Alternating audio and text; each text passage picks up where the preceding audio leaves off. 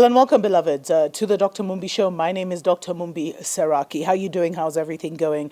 I really do pray that you are well in all your ways and that you are moving into living life truly on your own terms. We want to thank everyone that supports us on our Patreon and our PayPal accounts. Thank you so much. It enables us to continue to do our show. Go ahead and consider supporting us through our Patreon family for as little as $2 a month. Now, a very disturbing story. There's something that's happening in South Africa that I can't put my finger on. And if anyone has any insights, please leave it in the comments below, because I'm not understanding why South Africa has the bulk. At least 40% is accounting for at least 40% of the cases in Africa. And, I'm also remembering how last year they had so much momentum and fire to get their land back and really get South Africa back and make many different moves. So for South Africa to now have over 276,000 cases confirmed, and they're all concentrated in the Gauteng, I don't know if I've pronounced it right, area, or Gauteng area of South Africa, which is where Johannesburg is. It's where the famous Soweto slums are. So basically, it's like where there's a high concentration of black people. It hasn't affected as many people in Cape Town, which is more the touristy, wine country, Mzungu area. And Ramaphosa in a national, because he's been saying it's going to get worse, it's going to get worse, it's going to get worse. And he actually said in a nationally televised address Sunday night that top health officials warn of impending shortages of hospital beds and medical oxygen as South Africa reached its peak. I think they've been recording 10 new cases. They've tested. But, people don't realize the more you test, the more people you'll find, obviously. So they've tested about 5.8 million, which is 10% of their population of 58 million, and out of that they've gotten 276,000. So you see, it's still a fraction of the number of people have been tested. But I keep saying, this is a mind control, beloveds. This is a mind control, and the thing is, it's crippling so many people. It's making so many people feel stuck, and now you're waiting for the government to give you the prepackaged solution. But I keep wondering, why is South Africa being hit so hard by this? And then I'm also wondering what is happening in the dark, because apart from South Africa, Kenya also has a 9 p.m. to 4 a.m. curfew. Like, what are they doing in the dark? Are they putting in the G5 networks? What's happening? So these are some of the things that I think we have to really question everything. Remember, beloveds, prevention is better than cure. So keep your immunity, up there. So the reason South Africa has said that they've banned the sale of alcohol and imposed a curfew is to reduce the number of trauma patients, because ever since they reintroduced alcohol, there's been a lot of accidents on the road, etc., and they want to now try and prevent this. But I don't know. The number of cases, more than 30% in one particular area. And sorry, let me just correct myself. South Africa has actually carried out 2.1 million and not 5.8 million tests. But, so that's 10% of the people they've tested have come back positive. Anyway, I don't want to say much because, YouTube is censoring everything. But really, just be wise. As I told you, it's time to do some adulting, beloveds. You have to know the truth for yourself. Until next time, tuko pamoja.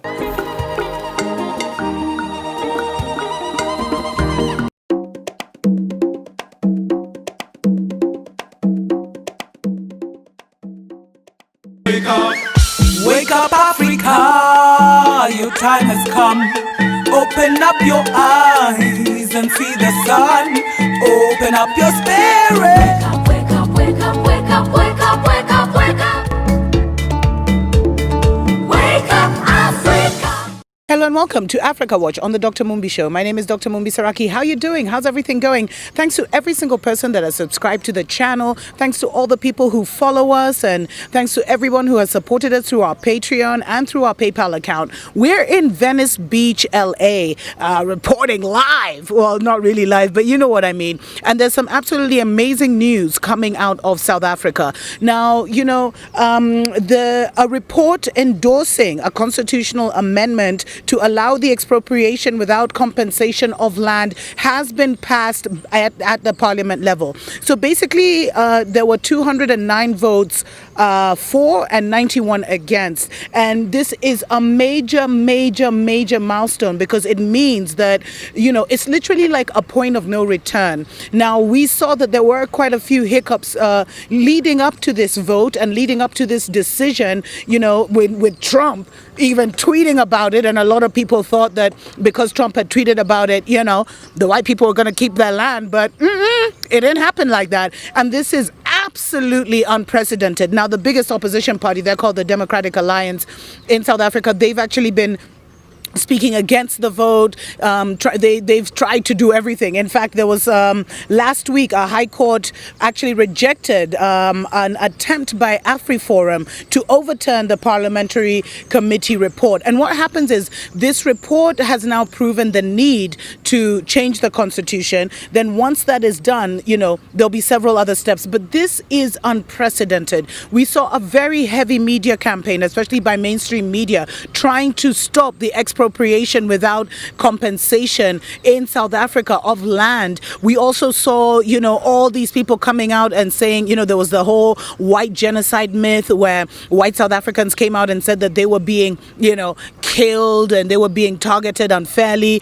We saw them being trained by the Israeli army to defend and keep their land. We saw Russia offering to take in about 15,000, Boer South Africans. And so there's been a lot happening, and people, there's been a lot of articles saying, oh, if they do this, South Africa will go the way of Zimbabwe, and just trying to create a lot of fear. But I love the way that South Africa has stood firm and stood strong. And Cyril Ramaphosa, he's the ANC leader, as well as the president of South Africa. He has spoken very strongly, and he has said that this is going to be the keystone of his, the keystone of his presidency. We do know that, South Africa does have elections in 2019. And if this issue is not handled, ANC knows they literally will not survive. And so much just, huge congratulations going to South Africa. They are setting the precedent, and we've already seen rumors and murmurs from Namibia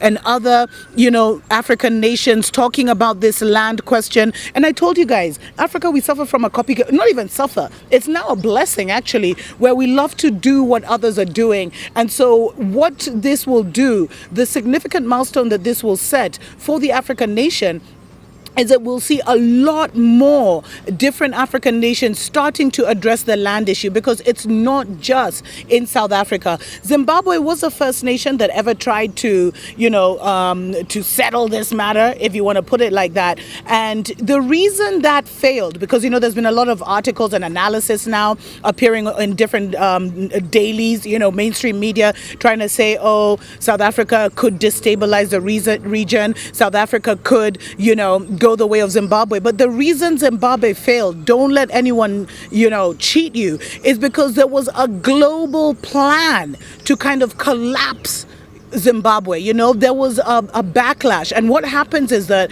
we all have one common enemy. And when that one common enemy gets struck, they lash out to ensure that the fear from what they do and the damage from what they do kind of affects, kind of paralyzes or stops or impedes any such future action. I'll be letting you know what steps are next right after this.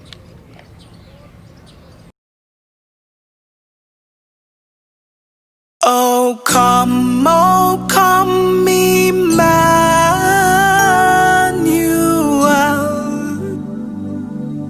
and ransom captive Israel.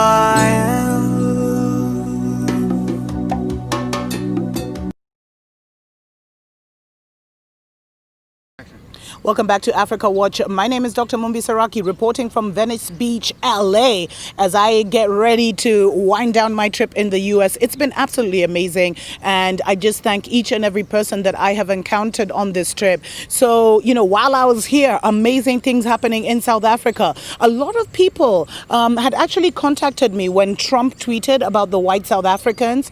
A lot of people had contacted me because they thought that the government, the South African government, had actually withdrawn on the petition to, expropriate land without compensation. But that did not happen. And this is absolutely amazing because it shows you that no more shall, the African governments fear, no more shall they listen to external noise. Of course, we know that EFF and other, organizations or parties like them are putting tremendous pressure on ANC because ANC is fractured.